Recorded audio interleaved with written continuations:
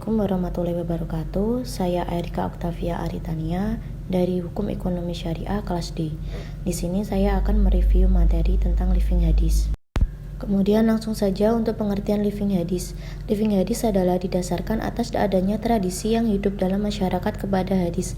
Penyadarannya kepada hadis tersebut bisa saja dilakukan hanya terbatas di daerah tertentu saja atau lebih luas cakupannya. Pada prinsipnya adanya lokalitas bentuk praktek dalam masyarakat.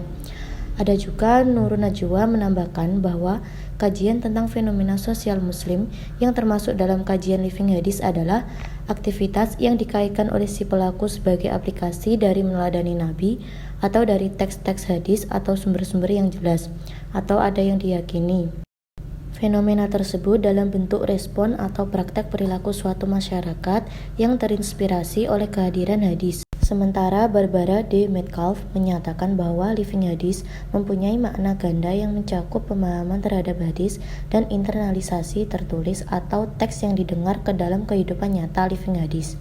Terdapat 3 pola. 1.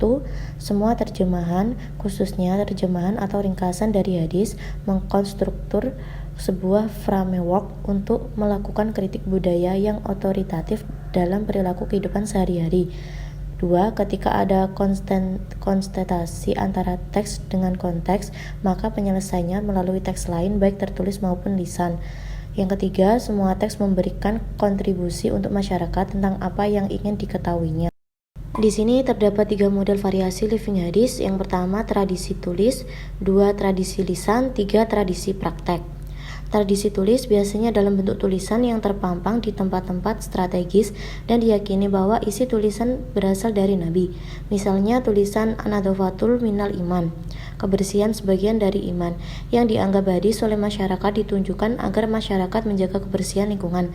Tradisi lisan sering muncul bersamaan dengan praktek yang dijalankan oleh masyarakat. Misalnya tradisi di beberapa pesantren melaksanakan sholat subuh pada hari Jumat lebih panjang daripada biasanya karena ada tradisi membaca surat Hamim, Al-Sajdah, dan Al-Insan.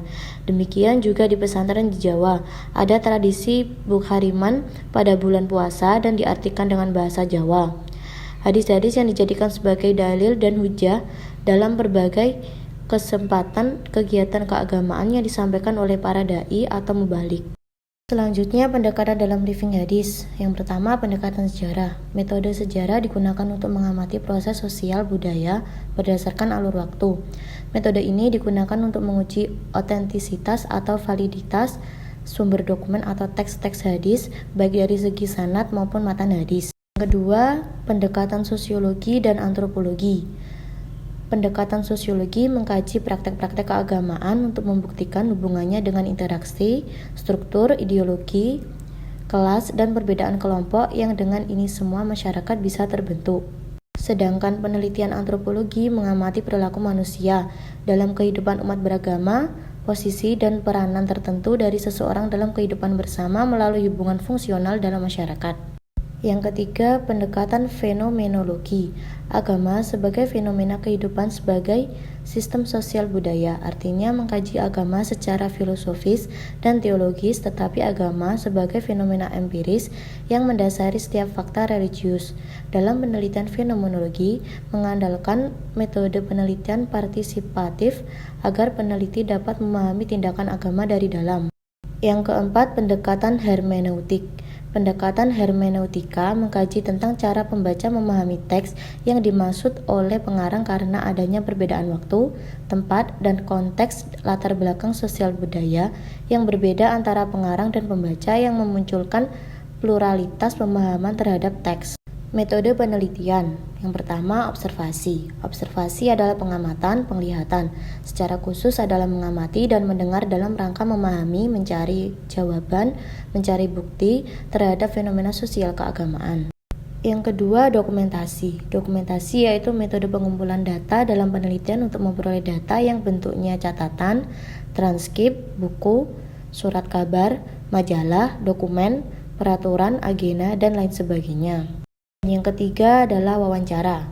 Wawancara atau interview merupakan sebuah proses memperoleh keterangan untuk tujuan penelitian dengan cara tanya jawab sambil bertatap muka antara pewawancara dengan responden atau orang yang diwawancarainya. dengan atau tanpa menggunakan pedoman atau guide wawancara. Kemudian yang terakhir adalah contoh dari living hadis, Majelis Sholawat bil Mustafa. Fenomena sholawat memiliki historisitas panjang. Menjadi tradisi rutin sholawat bil Mustafa merupakan visualisasi hadis, perwujudan penghormatan masyarakat terhadap sosok Nabi Muhammad SAW sebagai Nabi dan Rasul. Terlihat dari tradisi ini yang rutin dilaksanakan. Barang siapa yang mengucapkan sholawat kepadaku 1 kali, maka Allah mengucapkan sholawat kepadanya 10 kali. Hadis riwayat Abu Hurairah.